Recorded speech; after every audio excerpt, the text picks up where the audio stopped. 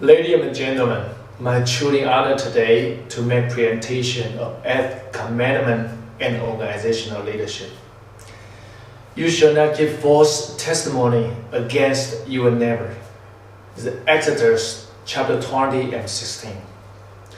I would like to present this topic by 4 parts. The first one, the meaning of this commandment. The second one, perspective from the Bible. The third one, challenge of organizational leadership today. The fourth one, create an ethical organization. Let's take a look at the first one, the meaning of commandment. It means we shall not lie in such a way that it will hurt someone else. The commandment stems from the way in which dispute was settled in Jewish society. If someone was in the dispute, they were expected to tell the truth to whoever was judging the dispute. If, however, they told a lie so that the guilty could go free, or more importantly, the innocent could be blamed, this could breach the commandment.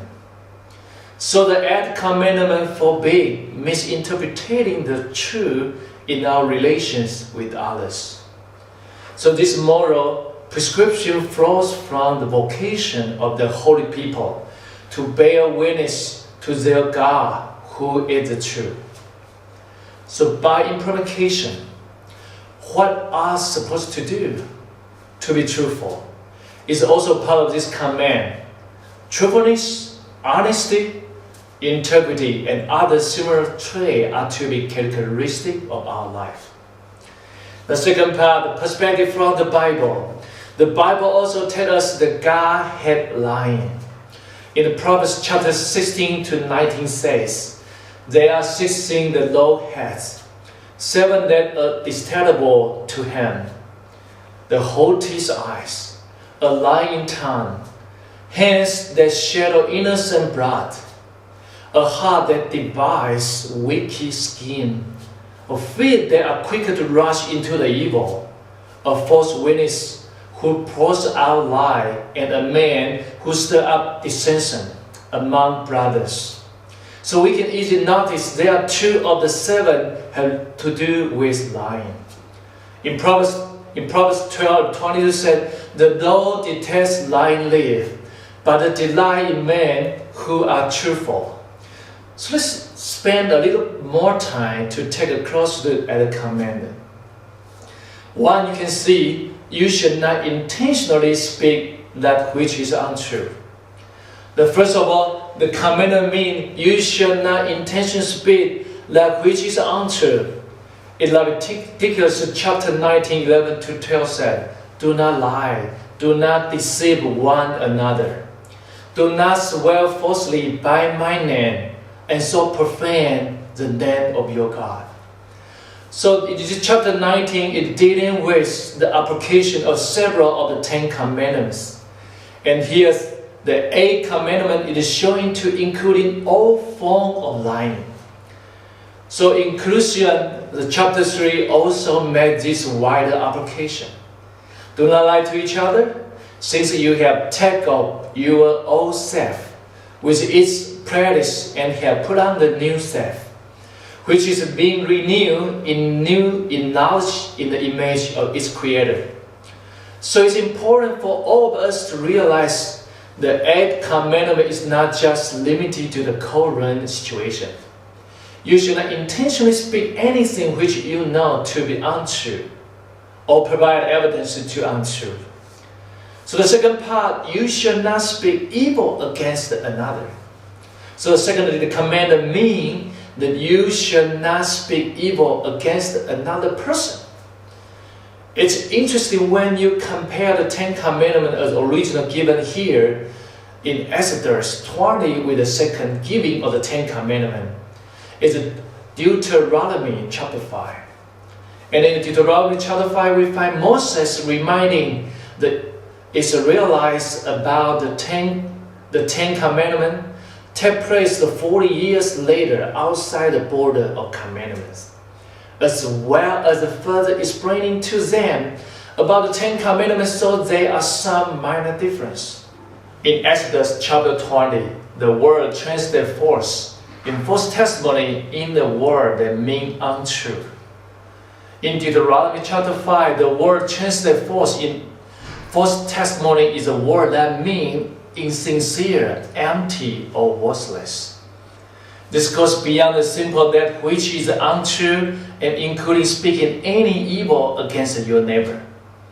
So James pick up on this in James chapter 4 when he says, "Brother, do not slander one another. Anyone who speaks against his brother or judge him speak against the Lord and judge him." So we can see the difference, and we can see how lying can create something we cannot control. So what are consequences of lying? There are many reasons God tells us not to bear false witness. And many of this can be seen in the result that happen when we lie. So first of all, lying harms others. And secondly, lying wreaks relationship. Thirdly, lying destroys trust. Lying destroys the confidence, security, assurance, and trust. So you can operate a family, a business, a church, or even a country without strong standard of honesty. So in the Proverbs chapter 14 and 5 said, "A trustworthy witness do not deceive, but a false witness pours out lies." Number 4, lie rule your reputation. In Proverbs chapter 10 and 9 said, "The man of integrity walks securely, but he who takes the crooked path will be found out." So how many people have lost their reputation in business, in church, and practical business because they are caught in a lie? So number 5, the lie breaks your fellowship and your intimacy with God.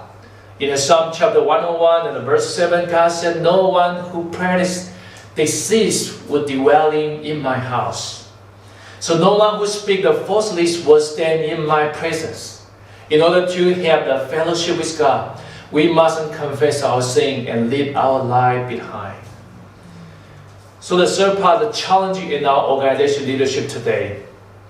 There are many challenges of integrity issues today in organization, either in profit or non-profit sector. As we know, famous cases from Enron and the Lehman Brothers. Dishonesty and non-ethical culture driven by senior leadership. So they destroyed the company were ranking well in past decades. In addition, corporate fraud also created huge loss of the global economy. In year 2008, U.S. employees lose almost 900 billion of corporation fraud by the Association of Certification Fraud Examiners. In global fraud reported data, August this year, over 63% company exposure to fraud. Even manufacturing sector suffer from the fraud, reaching to 87%. So overall results showing the biggest dangers still come from the inside of the business, nearly 60%. So you can see the researcher over provide more evidence. The short-terms in the year 2009, the paper research found that now in the global marketplace with the failing competition for the business and the resources, the scope of problem that can occur, leadership ethics are expanding dramatically. As a result of the increasing scope of the concern with the today's organization, one of the greatest needs is a charismatic, the ethical leader. So perennial, young, and library, the other research found that one of the most serious problems facing organization today is impoverished ethical behavior and weak ethical leadership. In addition, they also know the trust of leadership is waning and the situation is worsened by a weak economy. They also indicated a number increase in the misconduct by employees at all levels. According to Darcy research, 66% of the people questioned ethics within leadership even exists. This is what also referred to as a crisis of trust. The conclusion of the study found that the biggest problem in organization and the individuals today is a lack of trust. Even in China, the GDP growth rate became key performance index of government in the past decades. The significant GDP growth accompanied by huge opportunity of business development and serious temptation of integrity issue. According to latest report, this year, there are about 200 business owners go to the jail by financial fraud. Meanwhile, one survey by local magazine in 2011 also showing integrity become top 7 expected characteristic for business entrepreneurs and senior leaders. The number 4, create an ethical organization. The U-Code summarizes the ethical leader as one who promotes honesty and mirrors his or her action with their value and belief. Ken and Sarah indicate their research in the national sample and over 1,300 managers a moderate to strong positive relationship was found between the perceived integrity and the demonstration of transformation leadership behavior. The perceived integrity was also found to correlate positively with leader and organizational effectiveness measures. So how can we create an ethical organization? According to our experience and some research, there are 4 key elements that we may learn from. The first of all, role models. Leaders always are role model for their organization. And leadership team at all levels must be consistency in their words and deeds. Value and the character of the leaders become transparent to an organization employee. Effective leaders take responsibility and accountability to ethical lapses within the organization. The second one, the corporate credos and the codes of conduct. Provide a statement and the guideline for norm, belief, and decision making is so important. Provide the employees with clear understanding of the organization position regarding employee behavior. Provide the basis for employees to refuse to commit unethical acts. Content of credits and the codes of conduct must be known at every employee. Number 3, reward and evaluation systems. Inappropriate reward system may cause individuals at all levels of organization to commit unethical acts that they might not otherwise do. Penalty in terms of damage of reputation, human capital erosion, and financial loss are typically much higher than any gain that could be obtained through such an unethical behavior. The number 4, the policy and procedures. Policies and procedures can guide employees to behave ethically.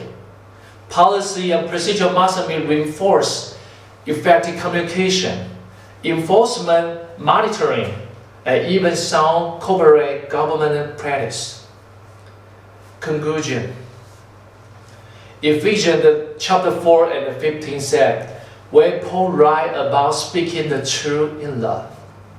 It has been said that love without truth is a hypocrisy, but the truth without love is a brutality. When leaders demonstrate a love of Father's heart and truth on what they say and what they do to employees, to customers, to organization and themselves, I believe they will be breaking through in obedience of the 8th Commandment. You shall not give false testimony against your neighbor. Thank you.